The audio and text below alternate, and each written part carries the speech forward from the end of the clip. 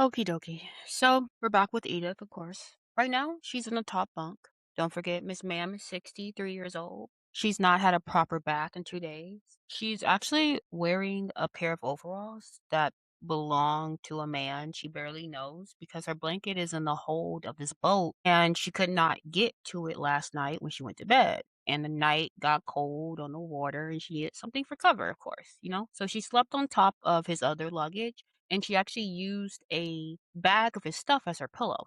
Miss Edith is on a converted fishing trawler. It's called the Cujo, if I'm pronouncing that right. This is a boat that the temple bought, and the temple named. Cujo is actually a Jamaican maroon leader who escaped slavery and led a free black community in the mountains of Jamaica in the 1700s. And so the temple gave that name to a boat for reasons that if I feel like you sit with are not that subtle. But captaining the Kajo, I swear I'm not pronouncing that right, and I probably should just look it up. A lot of this I read in my head and not out loud until I'm here to talk about it. So then when I start saying it, I'm like, "Is that right?" Let's see. Give me 1 second, please. Stay in browser. Good. Joe, I think I am saying it right. Actually, I it shows my thing that I did Google because like it shows like a different color if you've searched on something. And so actually, I've looked this up, and so I have to watch ad. I'm not watching that. So Kajo is the boat that she was on. Apologize again if I'm not saying it right, but I'm going to be saying Kajo for the rest of this. And we're about to get to another name that I can't pronounce all the way. Because captaining the Kajo with his hands on the control is a man named Don Yajara Sly. He's a white man, 40 something, strong, quiet. Yara, if I'm saying that right, is an African name he has taken inside the temple. Are we shocked? No. Sly is his government last name, the name his mama gave him. But on November 18th, 1978, 10 months from this Friday morning, Don Yajara Sly is going to walk up to Congressman Leo Ryan on the airstrip at Port Katuma with a knife in his hand, and he's going to try to slash the congressman's throat. Another man is going to pull him off, and the knife will not connect. And the congressman will live 4 more minutes, and then a different group of men with guns will shoot him to death on the same airstrip. That's the man at the wheel. That's actually the man that Edith is wearing of his overalls. That's the man whose luggage is her pillow. And she doesn't know this yet, of course. She likes him fine. She got up at 5 in the morning to go to the bathroom on the boat, and she got up at 7, and she finally got up for real, you know what I mean, like that at 8. You get up, and then you kind of get up, and then you got to really get up. It's like, all right, excuse me. They have stopped at a little place called the Morana Village to register with the river police because this is a country that keeps track of who goes upriver. Even now, even in 1978, even for a church group with 300 pigs in the hold. Yeah, they got 300 pigs in the hold, by the way. So the day's cloudy. There's a little rain on and off. The river is the color of strong tea. The banks of the river are thick with jungle she's never seen in her life. She's 63 years old. She taught English at community colleges in San Francisco. She worked for the U.S. Foreign Service in Karachi. She has been around the world and she's never seen growth like this. She's occasionally seen Amerindian huts on the bank, indigenous Guyanese people, children, women carrying things, a man fishing. They watch the boat go by. The boat goes by. For breakfast, she has coffee and pancakes and syrup. Pancakes and syrup on a riverboat in the jungle. Pancakes. I want you to hold that detail because we're actually going to come back to it. And at 2 in the afternoon, the people on the boat who would help themselves, one would help themselves to a cheese sandwich, but the people on the boat, like I said, one who would want to help themselves to a cheese sandwich. Edith doesn't record whether she had one. I want to know. Never gonna know. The journal doesn't say, but I want to know. But at 3 in the afternoon, the Kajo pulls into the dock at Port Katuma. And they made excellent time. They're early. The temple people who are supposed to be there to meet them have not even arrived yet. So Don Yadara Sly steps off the boat and starts to walk toward the settlement on foot. Before he gets very far, a tractor pulling a trailer comes lurching out the trees to meet him, and the personnel are unloaded first. The luggage comes off, the 300 pigs come off, one of which has a hurt leg, and other pigs would not let him feed at the trip. The pigs would not let him at the feed on the trip down, basically, because he had a hurt leg. And Miss Edith Roller, 63 years old, former U.S. Foreign Service, master's degrees from somewhere respectable, sister of Dorothy, who was back in the States and worried about her behind, climbs into a tractor pulled trailer in the heat with her luggage and the pigs and the other rivals, and she rides 7 miles into the bush on a rutted track cut through the jungle until the trees open into a clearing. I added a few pictures of Georgetown. I wanted you to see what the kind of city was like. This is a picture of some of the youth from Jonestown, just chilling, just hanging. And this is Jonestown. There's Ugly Jim talking to people as he loved to run his mouth. And there's a picture of them in the earliest settlement, and here's an aerial view of Jonestown. But Edith is in the clearing to Jonestown, and she's welcomed warmly by people she knows from San Francisco who have been here longer than she has. And she's given dinner, and she's offered a place in a Friday night socialism class, which is mandatory for everyone, but which she's too tired and too dirty to attend. And she goes to a tent to look for her luggage, and her luggage has not arrived yet. And she's not brushed her teeth all day in the heat. And she meets a young woman she knew in San Francisco named Laura Johnston, who kindly lends her a sheet and some clothes. I do have a picture of Laura. Where's she at? Where's she at? Laura. Sorry, I'm kind of taking you through some of it. Yeah, there's Miss Laura Johnston. Oh well, you could see the slides beforehand. Who cares? Miss Laura Johnston. She's being nice, and she kindly lends her a sheet and some clothes. And she finds the cottage she's been assigned to, Cottage 48, and she climbs into a top bunk with hurting ankles and a blanket that's too warm, and without the blanket, she's too cold, and she doesn't sleep real well. But this is her first night. This is Jonestown. And while she's lying there not speaking, did y'all know a loudspeaker that is wired across the entire compound, and you can't turn it off? A man who we know who we're talking about, is heard over it making announcements. His voice is in every cabin. His voice is in every tent. His voice is in the school, in the kitchen, in the field, in the pavilion, in the bathrooms. His voice is in Edith's cottage right now. The voice has already mentioned her by name early that afternoon when she was standing under a green tent waiting to have her luggage searched. The voice in the loudspeaker said, "And I see Edith Roller has fled from the CIA and taken refuge with us." That's how she was welcomed, by name, over a loudspeaker, in front of a crowd, by a man 200 yards away in a wooden hut he actually calls the radio hut, where he sleeps maybe 2 hours a night and broadcasts the news of his day and his commentary on it and his admonitions to his people and orders for the work crews and announcements of who is on the floor at tonight's rally for what infraction, from a microphone wired to speakers that reach every corner of a clearing in the jungle of South America, 6,000 miles from where Edith was getting her hair done at the Marnello beauty salon 3 weeks ago. She's arrived. She thinks she's come home. This is part 2, the boat. So I feel like I gotta do a little bit of housekeeping again. Because I feel like if you came here, you may have came here for Jonestown, and the title of this episode is The Boat, and we're spending the whole episode on transit. I'm sorry, okay? If you're with me, stay with me. In part 1, we sat with Edith on the couch in Georgetown, and I asked you to love her.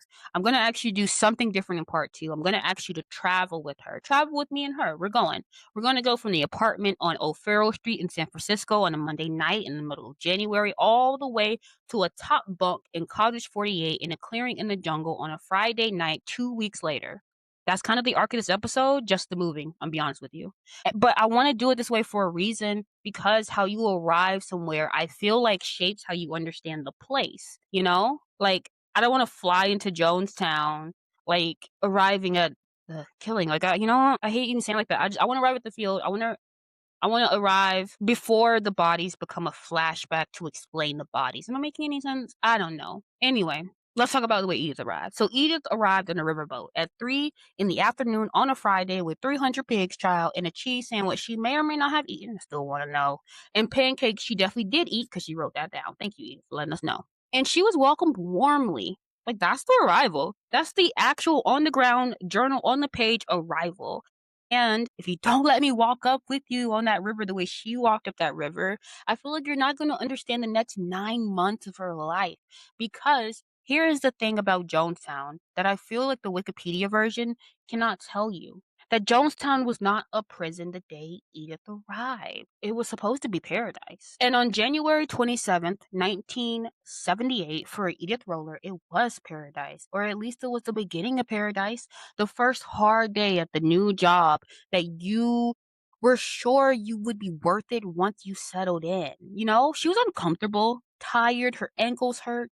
She had not brushed her teeth, but she was not afraid. She was not captive. She had chosen this, and she was still choosing this, and she was going to keep choosing this for another 295 days. The prison comes later. The prison comes slowly. The prison comes 1 inch a week, one loudspeaker announcement at a time. Even though the first loudspeaker announcement, it would have felt like a prison to me for sure. But for people who have what I would consider most likely a better heart than mine, they can tolerate it. Ooh, Jesus, I could not. Dear Lord, I am gone, okay? The jungle can swallow me up before I will listen to that man in a loudspeaker talk to me. But one night rally, all night rally at a time, one white night, his little fake suicide stunts. Yes, he did those. Until by August of 1978, Edith Roller is writing journal entries where you can feel her breaking on the page. And by September, there were no more journal entries at all because her notes have gone missing from her footlocker. And she's writing a letter to Jim Jones to ask where they went, and we are never going to know what was in those notes because we are never going to see them again. Something is going to always bother me. But on January 27, 1978, on the Cudjoe, on the Mora River, with pancakes in front of her and Danya Jar Fly at the controls and 300 pigs in the hold, and her friend, LOR, remember Lore? Last hug still on her shoulder from 2 weeks ago, and her sister's Dorothy, remember Dorothy? DOR? Worry still in her ear. Edith Roller was on a great adventure. And I think that's the heartbreak of this episode. And that's kind of what I kind of want you to feel. So I'm going to slow down, actually, way down. I'm going to take you minute by minute through the 11 days between the night she left San Francisco and the night she lay in a top bunk in Cottage 48 not sleeping. I'm going to read you what she wrote down, the price of things, the food, the weather, the people, the shoes, the Streisand movie, the cheese sandwich that I will never figure out, the pancakes, the pigs, because what she wrote down is what survived her, and what survived her is what we owe her. And what we owe her, I believe, is a slow walk. So settle in. We're going on the plane. So actually, just realized I missed a part, but this is actually supposed to say the last week in San Francisco. Can I break the third wall and just fix it really quick? I'm gonna break the third wall and just fix it really quick. And I'm not supposed to do this, but oh the well, because it's gonna throw me off if I don't. So give me one moment. The last so Edith was supposed to leave on a Wednesday, then Monday, then Wednesday again, then Thursday, then Monday. Basically, the temple kept changing the date. And I kind of want you to feel that for a second because this is one of the small, almost invisible ways that the cult was tightening around her in the last week of her life in the United States. And she couldn't see it because I feel like no individual change was big enough to see. But on January 6th, a Friday, a woman named Sandy Bradshaw, who was running travel coordination out of the San Francisco temple, called Edith and asked her if she could leave for Jonestown on Monday instead of Wednesday. Edith said, yo, it's going to be a little difficult for me, but I guess I can. And then Sandy called back and said, girl, never mind. We're going to go back to the original date. And then on January 11th, a Wednesday, Edith went into the temple at 5 in the afternoon, expecting to check in for her trip. She had packed her trunks and she had her wooden crates, and she found out, no, my love, Thursday's going to be the day instead. She had not personally been informed of a change, though her roommate Wanda had, and she wrote in her journal that she should have inquired but didn't think of it. And she wrote down the reason she was given for the schedule change.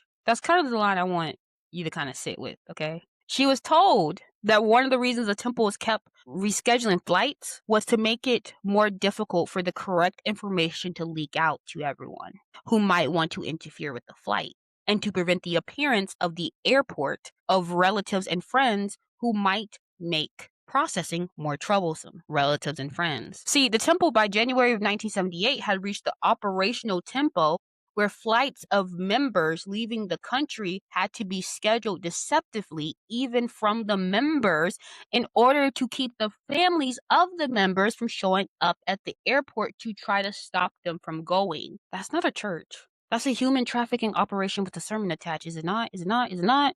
And I kind of want to be careful here because I'm not telling you that the temple was kidnapping people. They were not kidnapping people. Every single person on every single one of these flights, including Edith, had signed up to go.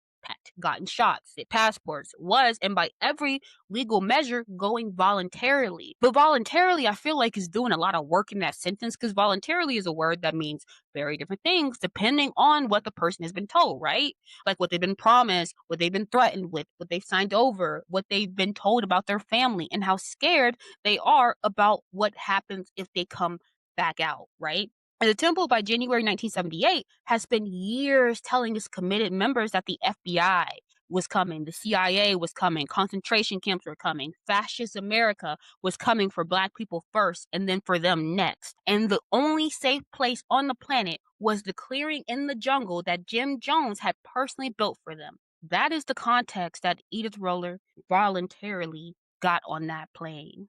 And it is in the same context in which her sister Dorothy, watching from back east, was afraid for her. In the journal, Edith writes that her sister Dor, was afraid of Jim, specifically by name. She said Dor was afraid of Jim. And Edith and her friend Lor, Lor, had a long conversation about Dor's fear of Jim on January 7th, on the night before Edith went home to San Francisco for the last time.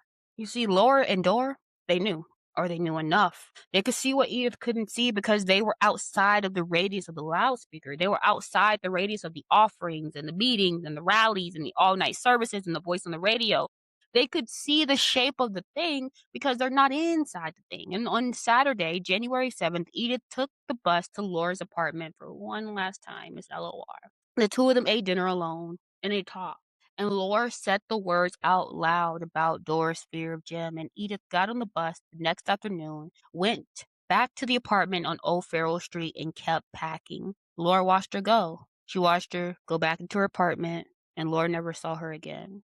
And I want you to hold Laura, Miss LOR, for a second. We do not have her last name in the journal. Just, it's exactly Lore, LORDELAFUENTE. So I guess Lore de La Fuente. Don't ask me. But she's an old friend from San Francisco State University. Remember I said that in the first part. And Laura was holding $62 of Edith's money in a savings account, so Edith could send for it if she ever needed to. And Laura was holding another $50 of Edith's money for books. Laura was, in a very real and very practical sense, Edith's back door in a sense. Like if anything went wrong in Guyana, Laura was the person Edith could write to and ask for help getting home, was what she really was doing. And on November 18th, 1978, when Edith died, Laura was the person who had to read it in the newspaper. I don't know what happened to Laura after that. The journal stops in August. The historical record on Laura de la Fuente, friend of Edith Roller, San Francisco State University, is thin. She is an old woman by 1978 herself. She might have lived another 20 years. She might have lived another 6 months. I don't know. Someone reading this knows,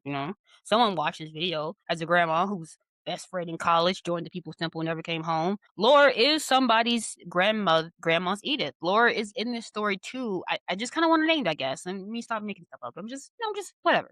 But this is the last week. The last week was Edith going to the Social Security office to update her address to Guyana. The last week was Edith going to the Department of Motor Vehicles in the rain on a Wednesday to get a replacement driver's license for $1.25. It was her buying waterproof boots at Kaplan's Army Surplus on Market Street for $20. It was her getting a permanent or perm for $16.75, $16.75. I can never speak. From a young veteran from Michigan at the Marlino Beauty Salon. Last week was Edith buying manicure scissors and a bottle of cologne at the Emporium, buying a flashlight and batteries and bulbs at Woolworths, going to Cost Plus and buying an Indian bread bedspread and 2 Indian scarves and a bag and a wall mirror because she's going somewhere hot and she wanted to make her cabin look pretty. And she, you know what? She bought a wall mirror for Jonestown. She wanted to be able to see herself. And the last week was Edith eating dinner with her old friend, Lori Efren, and then Lori's mother at the Hyatt Regency because Lori's mother, this is not Lori, this is another one person, but Lori's mother was in the town, from out east, and Lori wanted, this is another friend, and she wanted to help entertaining her mom, basically. So a friend of Edith, her mom was coming in town, and she needed some help entertaining her mom. And the girl's mom was in her 70s, and she was a former member of the Communist Party who had suffered during the McCarthy era. And she wore 3 rings actually on each hand and a necklace. And she had just bought more jewelry in San Francisco, and she took 2 trips a year. And last year she went to the Soviet Union on a Russian ship. She ordered a thing of wine that cost $4, and she did not ask Edith a single question about the Guyana mission, not one. And when she paid the bill, she did not give Edith back the $5 in change that Edith was expecting because Edith gave her 10 in this whole ordeal. That is also in the journal. That little part is talked about. That little piece of disappointment. That little old communist lady at the Hyatt stiffed me on my $5 what she said. That detail. Edith wrote it down because Edith was a working woman on a fixed income and $5 mattered. And the woman in the rings did not see her. Edith was invisible to that woman. And 4 weeks later, Edith is going to be invisible to the entire world because the entire world was not paying attention to a 63-year-old former English professor who had given her savings to a church and gotten on a plane until November, when the world would suddenly and still only briefly pay attention and then move on. I want to pause and talk about the people who were going with her because there are 5 names you need to know for this episode, and most of them are going to be dead before Christmas of 1978. And I do not want to introduce them only at their deaths. I want to introduce them at least on the plane. When Edith left San Francisco on January 16th, 1978, she was traveling with 5 other People Temple members. 6 total, I guess if you count, including her. They had been processed together, getting their tickets together. They had been given $10 each for food in New York and money to buy a 5th of scotch in transit, which the temple wanted them to bring into Guyana for public relations purposes, basically to give the Guyanese officials a gift. So they were basically giving temple money to buy liquor for bribery purposes, which is not even a guess. That's in the journal. Edith wrote it down. But this was a travel group. So first we had Harold Cordell, white man, probably in his 40s. He was the responsible adult on the trip. He was the one worrying about luggage and checking airline officials or with them, running back and forth between gates to make sure everyone got on the same plane. The temple often put a trusted male coordinator on transit groups like this, and Harold was that man. Harold is actually going to survive Jonestown. On November 18th, 1978, he is going to be one of the small group that walks out of the camp and into the bush. And he's going to live. And he's going to be one of the people who tells investigators what happened in there. He's going to be a witness. Just kind of hold his name if you can. Roosevelt Turner. I don't have a picture of him. He's a black man, older. The journal mentions in passing that Roosevelt had requested to come to Jonestown, and a member named Rocky had asked for him to be sent over, and father consented. Ugh, that word, Jim. Roosevelt's transit was personally approved by Jim Jones. On the day Edith and Roosevelt arrived at Jonestown, Roosevelt will be put on the floor in front of the whole community for asking another member, an older man, for liquor or money to buy liquor on the first day. He wouldn't even been in Jonestown for 6 hours, and he was already put on the floor in front of the welcome rally. And when I say put on the floor, that's like a punishment type of thing, like to humiliate you. Shame is a very, very if you watch Bose versus the World, he talks a lot about shame, how humiliation and embarrassment is a very like effective like tool in a sense to like, like I guess like correct someone, but like in this sense like hurt someone for his sense. But yeah. So that's what happens with Roosevelt Turner the first day. And Eva wrote this down, which is how we knew about it. And she said in his journal that he was a man with a drinking problem who came to a place that did not allow drinking, and the place did not let him forget it for 1 minute. Then we get Barbara Simon and Marcia Simon. They're the Simon twins. I don't have a picture of the sister, Marcia. I only have Barbara. But they're both twins, black. Sulky is how Edith put it. But Edith did not like these girls. Edith would have months of problem with the Simon twins because they did not, in her view, pull their weight. Marcia also had a baby with her, a little girl, almost 2. Sorry. I honestly don't know where I left off. Somebody. So I think I ended up talking about Marcia and Barbara. But yes, so these were the twins who Edith did not like because she felt like they did not pull their weight. And Marcia had a baby with her, a little girl, almost 2, which is Camille Tom. The baby, Marcia's daughter, she's also black, almost 2 years old. She is the child Edith actually ends up shouting at on the floor in Georgetown when she couldn't sleep. Camille's going to die at Jonestown. She will be 3 years old when she dies. And then we have Jewel Wilson. No picture for her either. She's a black woman. She's middle-aged, confident, bossy. She's the one who on this trip and in Georgetown and in Jonestown is going to take over the kitchen because Helen Sweeney has a broken arm. She's the one who's going to correct Edith every single time Edith cleans a shrimp in the Georgetown house. The one who, when the Simon twins sulked in the New York terminal and would not carry their share of luggage, she expressed her opinion about the uncooperativeness directly to their faces, and Edith liked her. But Edith was also annoyed with her. Both were true. 6 people. 3 black women, 1 black baby, 2 white people. Average age, including the baby, maybe 38. They had $10 each in their pockets for the entire transit through New York. They had been handed scotch money for bribery. They had wooden crates the temple had built with their names on it. And they knew each other. and they did not know each other very well. That's the part I want you to sit with. They knew each other, but they did not know each other very well, but they had each other. They were not friends. They were essentially coworkers. They were coworkers at the same church who had been assigned to travel together. Edith had vaguely known Harold Cordell from services. She had vaguely known Roosevelt from the same kitchen. The Simon twins, she barely knew. Joel, she maybe met a few times. They got on the plane as semi-strangers, and they were welded together over the next 11 days by shared transit, exhaustion, meals, and a shared destination in the way you only get welded together with people when you're all moving toward the same hard thing. And by the time they got to Jonestown, 11 days later, Edith trusted them. She did not love them. She did not necessarily like all of them, but she trusted them with a practical, working trust. The way you trust people, you have crossed the continent and an ocean with.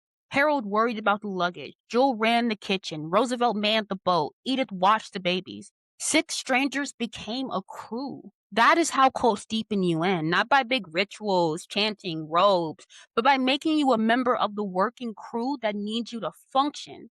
By the time you arrive at the place, you don't just belong to the place, you belong to the 5 other people who got you there. And you can't imagine leaving without leaving them too, which is why Edith couldn't leave. That's why most people in the field of November 18th could not leave. Not because Jim Jones had hypnotized them. Jim Jones could not hypnotize any longer.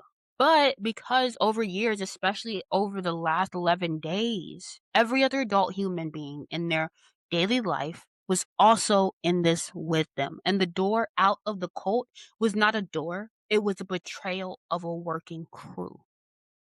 And I just kind of want you to hold that, because we're going to come back to it. So it was 24 degrees and snowing in New York. Edith and the 5 others landed at JFK around 5 in the morning Eastern Time on Tuesday, January 17th, 1978. The journal doesn't say it was Tuesday. The journal just says January 17th, and they landed at 5 in the morning. But I've done the math. It's a Tuesday, okay? They took an airport bus from the international terminal over to the Pan Am terminal, where their connecting flight to Guyana would leave later that afternoon. They had about 11 hours to kill in an American airport in a snowstorm with all their luggage, a baby, and with no money beyond their $10 food vouchers. And Pan Am also wanted to charge them $1.25 per piece to check anything stored into luggage. Does that price sound good now? But they decided not to check anything and to keep at least one person with the luggage at all times, and they spread it out across the terminal, like kind of like refuge. And I say that's the word. That is the word that Edith does not use, but it is the word that kind of comes to my mind reading her account, like refugees. Because I don't know, you got 6 People's Temple member in a Pan Am terminal in a snowstorm in 1978 with all their worldly possessions stacked next to them on the floor of an airport. He can turn to watching the bags, eating bad food and from the only snack bar, while the well-off travelers in the terminal walk past on their way to vacations in Morocco. He had ate a ham and cheese on an English muffin and a cup of Senka, which cost about $2.50. And she wrote it down. She wrote the price down. Harold had a book. He was going to study tax law during the layover. Tax law, this man. 11 days from a riverboat into the southern American jungle, studying tax law on a bench at JFK at 6 in the morning in a snowstorm. Edith reported he did not get much progress made. Somewhat archly, honestly, somewhat fondly, kind of the way you may note co-workers' failed New Year's resolution. And the Simon twins sulked all day. Camille, the baby, fussed. Roosevelt did not carry his share of luggage, and Joel had to tell him off about it later in the afternoon. Tried to take notes for her journal, but just couldn't concentrate, so she pulled out her book, the same Soviet parapsychology book she had been reading for years, Psychic Discoveries Behind the Iron Curtain by Sheila Ostrander and Lynn Schroeder. And she sat in a plastic chair in a Pan Am terminal in a snowstorm and read about the Soviet research into telepathy until they called her flight. Edith walked around the terminal in the late morning. She wanted to see if other terminals had better food. They didn't. They were just all about the same. The airport was deserted. She had a brief conversation with a couple from Indiana, who were going to Morocco for a vacation. And I just kind of want you to picture it, like Edith Roller in her gray hair from the Marleneau beauty salon. I swear I mess that name up every time I say it, but I just whatever. But she's like, has her good hair from the beauty salon, and she's in her thrift store skirt and her army surplus boots, having a brief, polite American airport conversation in 1978 with this married couple from Indiana on their way to Morocco. Kind of just like, hey, where you headed? And she's like, Guyana on a teaching mission for my church. And he's like, oh, how nice. Like, imagine the couple being from Indiana. Imagine being on a beach in Morocco 11 months later and seeing the news. Imagine remembering her, like, yo, baby, remember that lady from the airport, the teacher? Wasn't this her church?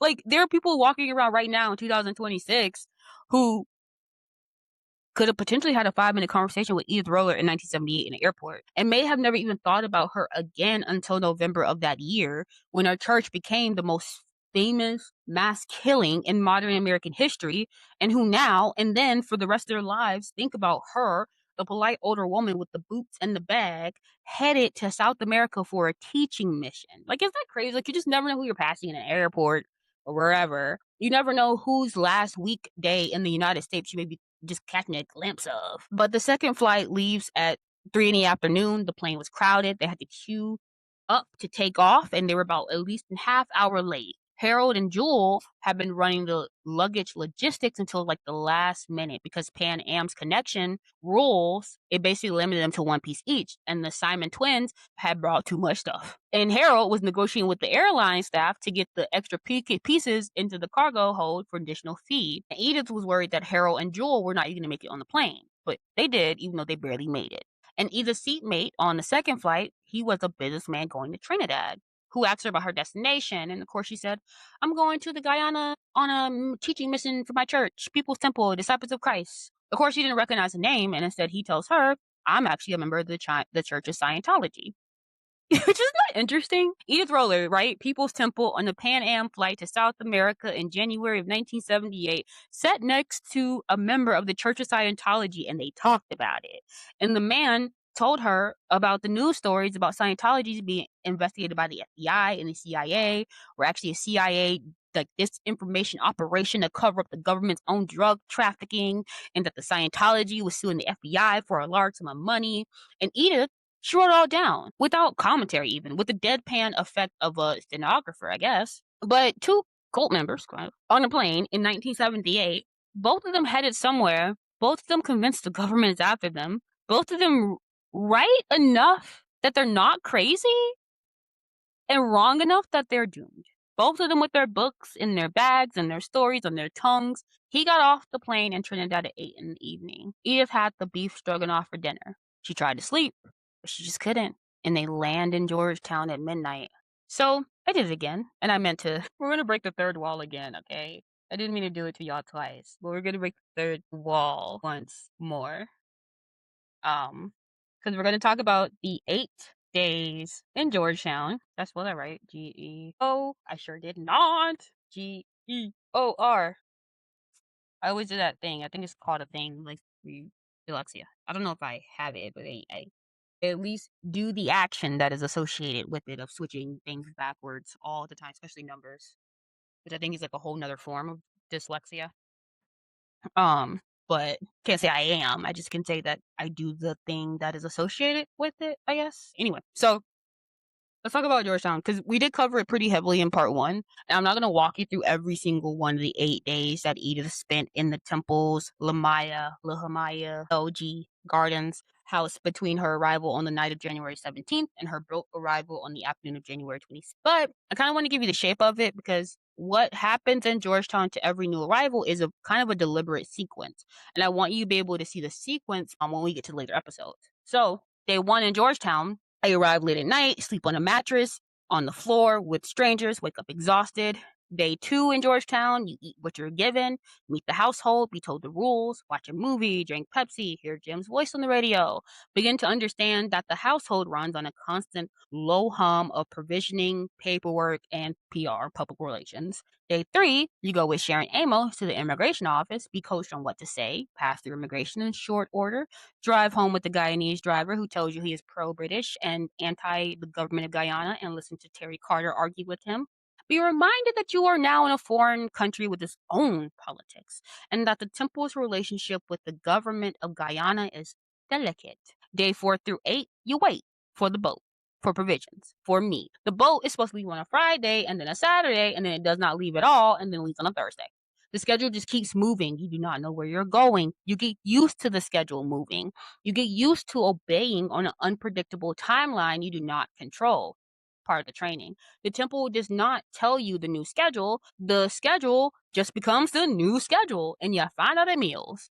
And while you wait, you work. You clean shrimp. You peel cassava. You wash dishes. You get critiqued by Joel every time you wash the dishes. You take walks along Sheriff Street with one of the Simon twins because you're bored, and you come back to a house that is being cleaned for a Brigadier who has been invited by Sharon Amos, but who does not come.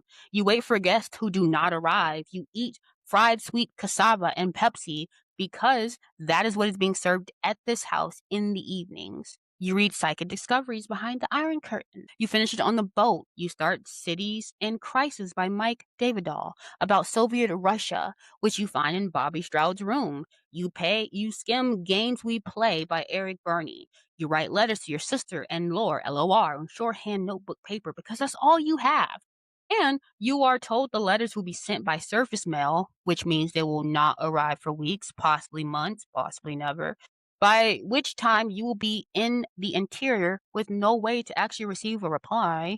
You receive an unexpected emergency call from Jonestown. A plane is being sent up to Port Kaituma to pick up two patients, Thea Murphy and Lucille Panay, who need a medical care that the Jonestown clinic cannot provide. Harold Cordell and Helen Sweeney are sent on the return flight into Jonestown ahead of the rest of the group. Suddenly, now your travel group of 6 is now a travel crew of 4. You don't say goodbye to Harold properly. He was just gone.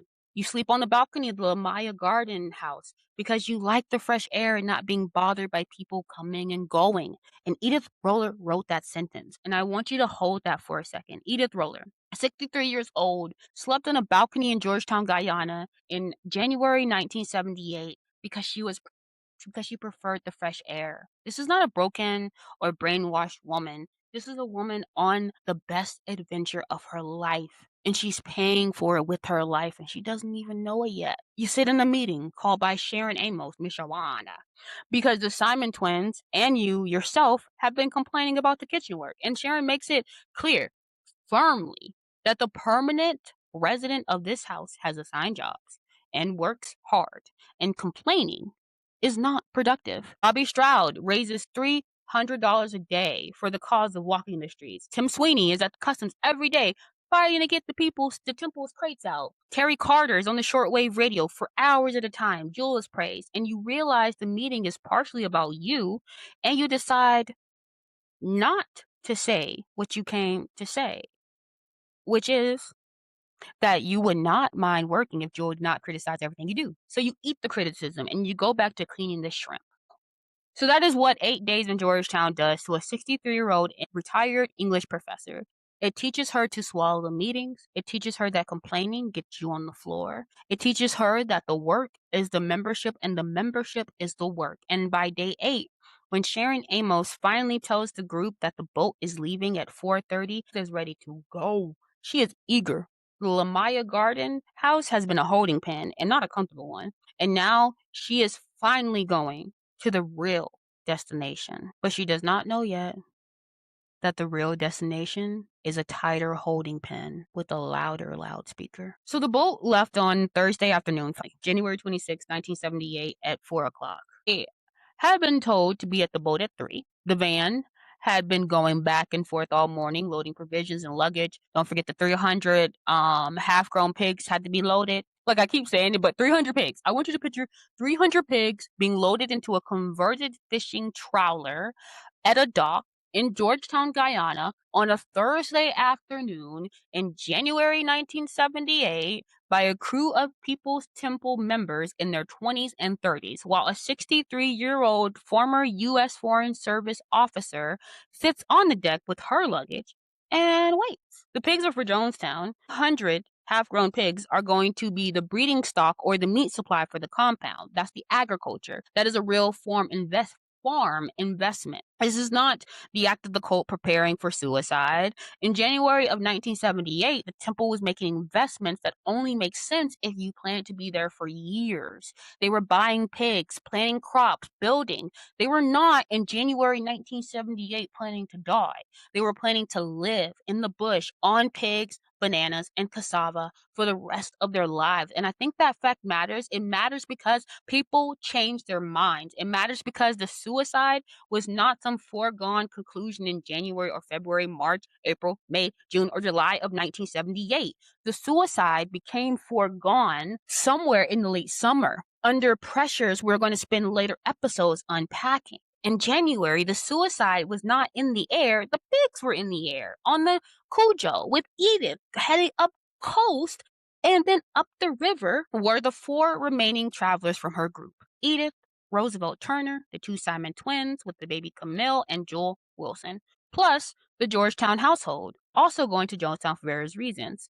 Sharon Amos, yes, Sharon, the one who teaches you to lie at immigration, was on the same boat. We got Norman James, Archie. I always say IJs. I think it's just James. He's another, like, he's a member's son, Archie, who we'll go back and talk.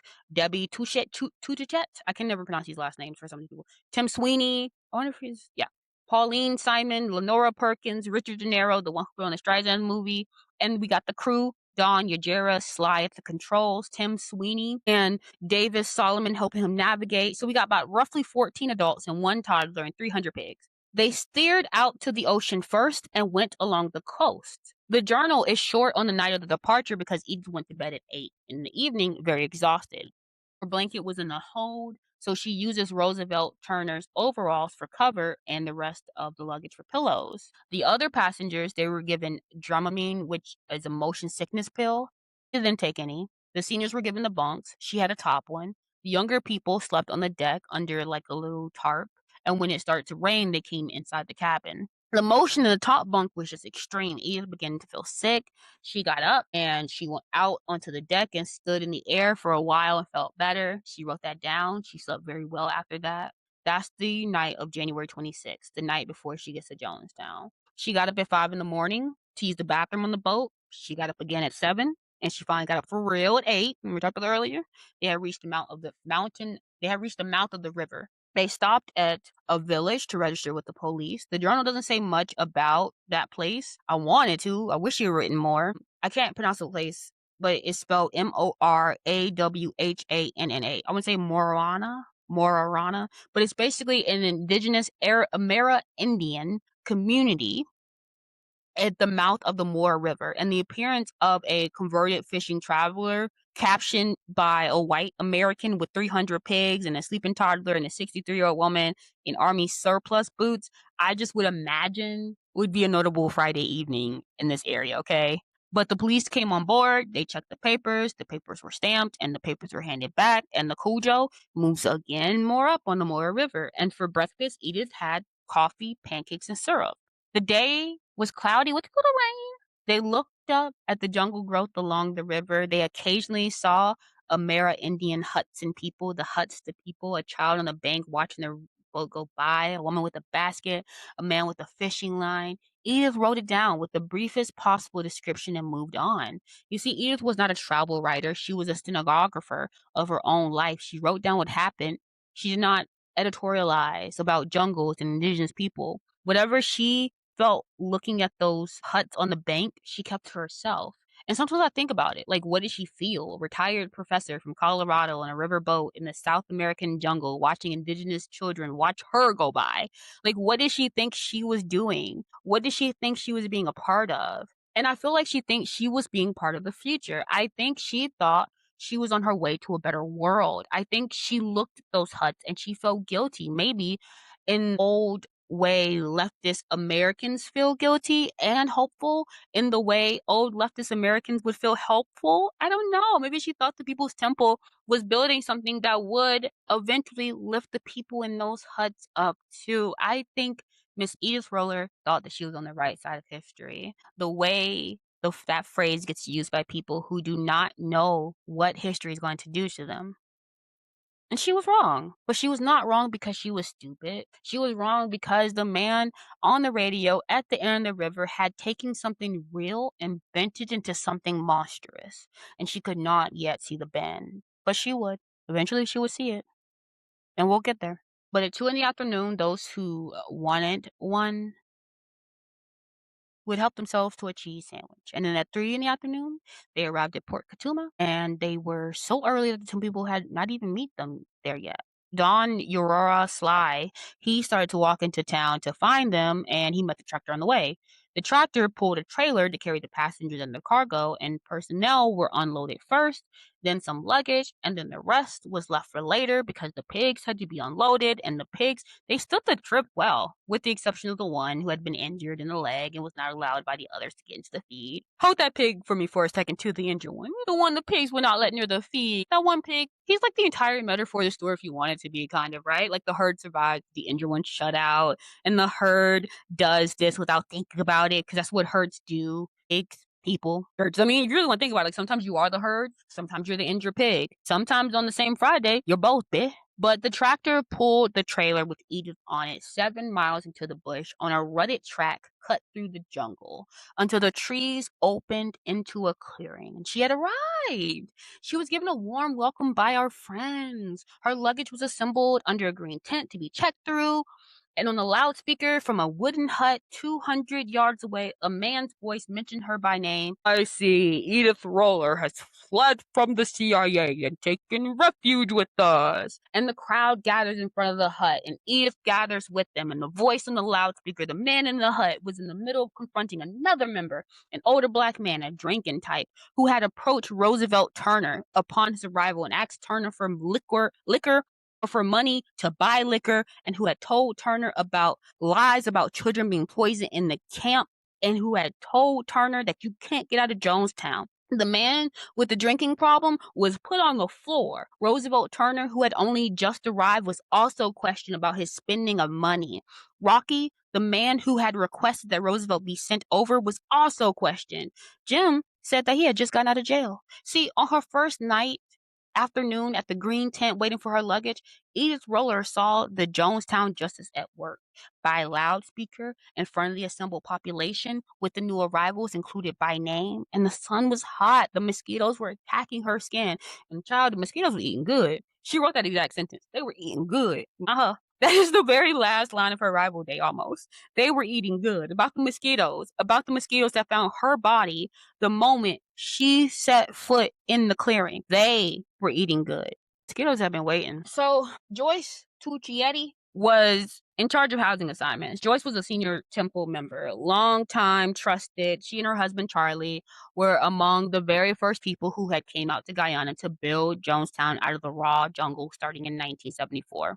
She knew every cabin, every dorm. She knew who was in which one and why. And on the afternoon of January 27, 1978, Joyce assigned Edith to cottage number 48. And the cottages were on the outskirts of the central settlement. The dorms, they were closer in. And Joyce assigned the cottages based on, according to Edith's consideration of age, because the cottages were more spacious than the dorms, and Joyce thought the older members would do better with the space. And cottage 48 was actually in the last row. It was next to the clearing. It had four 2-level bunks and a loft, basically. And there were only 3 other occupants when Edith arrived. One was a woman named Diane Lindquist, and the others Edith had not known before. So Edith showers. Edith had not showered or changed her clothes since the previous morning in Georgetown. And then a young woman named Laura Johnson, who Edith knew from San Francisco, had kindly lent her a sheet and some borrowed clothes, and including the shirt of Laura's roommate who was working a night shift. Edith took her shower with the borrowed soap. She brushed her teeth for the first time all day. She went to dinner, and she was served in the dining tent. See, Friday night at Jonestown were socialism classes, which were mandatory for everyone. They were being conducted in the school tent, and Edith was invited to join a class, but she was too dirty and tired, so she passed for this one. Edith returns to the luggage pavilion. Her things had not arrived. The luggage was expected sometime during the night. And Edith did not have clean towels. She did not have clean towels, clothes, washcloth, her own toothbrush. Someone told her she could go to the warehouse to get what she needed, whatever was basically available. And that's where she ran into Laura Johnston. And we talked about her for a second, but this is the part where now I'm gonna ask you to hold it. So Laura Johnson, she's 25, and Laura is actually gonna survive. On November 18th, 1978, Laura's gonna be one of the small number of Jonestown residents who managed to slip out of the camp during the killing and into the bush. And she's gonna walk out alive. She's gonna come home. She's going to live a long life, and she is going to spend a lot of that life talking about what happened and helping people understand it and making sure her dead friends are remembered by name. Laura's actually going to be one of the most important living witnesses to what happened in that clearing. She gives interviews. She's going to write. She's going to become a human resource for researchers and YouTubers like me for decades. And on the night of January 20th, 1978, the first thing Laura Johnston did for Edith Roller on Edith's first night at Jonestown was to lend her a sheet. And that's not a small thing. That is the kindness to me that survived in the smallest, simplest possible form. Edith, you don't have a towel? Take mine. Take this shirt. My roommate works nights. She won't miss it. That kindness on that night from that woman is something I want recorded because it is who they were to each other. It was real. It happened. They were kind to each other, the people in that clearing. And the kindness was real, and the kindness did not save them. So Edith climbs into the top bunk of Cottage 48. My girl's ankles are hurting. The blanket was too warm, and without the blanket, she was too cold. The loudspeaker was still on outside. I would have broke every last one of them. But even at night, it was broadcasting announcements from the radio hut where Jim Jones was still working, still talking on air while he was doing drugs, most likely.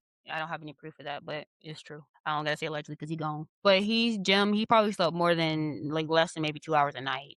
But the loudspeaker would carry his voice across the entire clearing, whether you wanted to or not. And Eve did not sleep well. She got to sleep toward morning, though. And that is her arrival. That is Jonestown. That is the place where in 295 days she is going to die. And she doesn't know it yet. She's just too tired to know it. She is grateful for the sheet, the clothes, for Laura. She is 63 years old, and she has just completed the largest physical migration of her adult life, and she has gotten there. She has arrived. She is home. It is just past midnight on January 28th, 1978, and the mosquitoes are eating good. Tomorrow, our love is going to get up. Tomorrow, on Saturday, January 28th, Edith will shower again. She'll get to breakfast. She will spend almost 2 hours waiting for Joyce Tudichetti and Renee Kais to go through every single item in her luggage, including her purse, including her medication, including her diary, and to redirect anything she has too much of to the warehouse for redistribution. And they'll take her own personal medications to the medical office to be dispensed as required by the nurses like she is in elementary school, if you ask me. Even over-the-counter pills she brought to use on her own. And she will lose on her second day the right to medicate her own body. But she's not going to write it as a loss. She's going to write it as, Joyce was very kind to me. That night, she's going to go to her first People's Temple rally in the main pavilion. The kindergartners are going to perform a socialist version of Three Little Pigs. A little boy of about 6 who is called John inside the camp, but whose legal name is John Stowen, and who is in the center of a custody battle that is one of the biggest single political crisis the temple is currently facing, will be on the platform near Jim. And Jim will read aloud a Herb Cain column from the San Francisco Chronicle, and Party Cartmel will give a hilarious account of 3 women going up the river to sell donations and procure citrus. And Jim will speak about having to send Sharon Amos to Washington and Norman James to the States because he can count on them to carry out his orders. Good for you. But the meeting will be over about midnight, and Edith will go back to Cottage 48 and she will go to bed. And on Sunday morning, on her 3rd day, she will have her first meeting with Tom Grubbs, who runs the school, and he will give her teaching assignment. Elementary schools in the morning, class in the morning, audit the high school language arts class for a few days, help some people with school records, use her secretarial skills. And just like that, Edith Roller, retired English professor, has a new job in the new country, and she's going to teach English to children in a clearing in the jungle for the rest of her life, which on January 29th, 1978 is going to be 294 more days. Next on the series, we're stopping the clock because before we walk Edith through with what happened for the 394 days, we are going to I want to back up. I have to back way up before this trip. I have to back way up back to who Edith Roller was before she ever walked to People's Temple, and I have to back up to what the People's Temple actually was in San Francisco in 1975 when she walked in, because we cannot understand why she stayed if we don't understand what she joined. So part 3 will be who was Edith Roller before, which is just my sneaky way also of getting to talk more about like what the People's Temple was up to and that type of information. But yeah, so in the next part, we're gonna meet her at 40 and at 50, and we're gonna walk through her years in the foreign service, and we're gonna walk through her politics, the actual leftist politics that shaped her, that came out of the labor movement and the New Deal and the McCarthy era and the civil rights movement. And we're gonna walk into the San Francisco People's Temple on Gary Boulevard, 1975, with her on her first visit, and we're gonna see what she saw. And then in part 4, we are going to widen the lens and we're going to talk about the help. I want to talk about the free clinics, the drug rehab, the senior care homes, the legal aid, which is insane for me, to me, the political connections, the whole infrastructure that the temple ran in the Bay Area that made it legitimately and accurately one of the most respected progressive institutions in California in the 1970s. Because here's the real deal, y'all, and I've said this before, and I'm gonna say it every episode if I have to. The People's Temple was not a fake church running a real scam. It was a real church running a real ministry that was also a scam. And the realness of the ministry is exactly what made the scam work. People joined because the help was real. And the help was real. It was real for thousands of people. It was real for Edith. The horror of this story is not that fake people fell for a fake church. The horror is that real people doing real good were ridden by a real predator into a real grave. So before we go any further into Jonestown, we're going to go back, all the way back to Colorado, where Edith was born, to San Francisco State, where she made friends she was still having 63, to Karachi, where she lived in the 1950s, to the Betchel building, where she worked, to 1029 Gary, where she moved into a temple-owned communal apartment, to the first time she ever heard Jim Jones preach in person and what she wrote down about it that night. So, part 3, who was Edith Roller before? This was a lot to get to. You know, if you want to, just think about holding somebody you love tonight. Like, call somebody who's maybe gone a little quiet on you lately. Just check on them, not because they're in a cold, but because they could be lonelier than you think. And I think sometimes loneliness is also a good door. It wasn't for you. It was fine, but stay critical, stay safe.